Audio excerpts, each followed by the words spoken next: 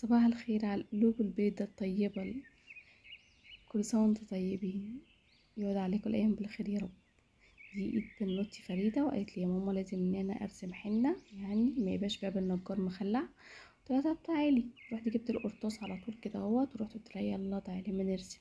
ترسمي ايه؟ قالت لي ارسم تنورا. قلت لها ده سهلة اوي، تعالي يلا نعملها. عملتها زي ما انتم شايفين كده.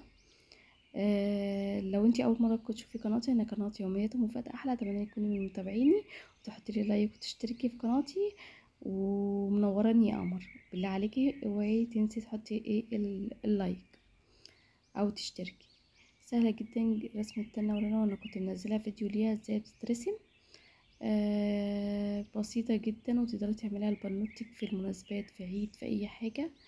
ومعظمها ستارز، يعني نجوم.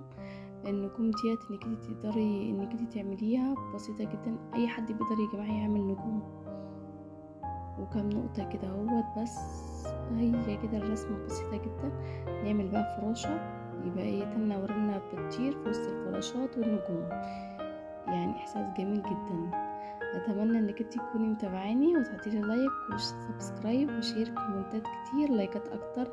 وبحبكم في الله. باي باي، اشوفكم في فيديو جديد. يومية ومفاجأة احلى، وبيكو هتبقى احلى احلى. باي باي.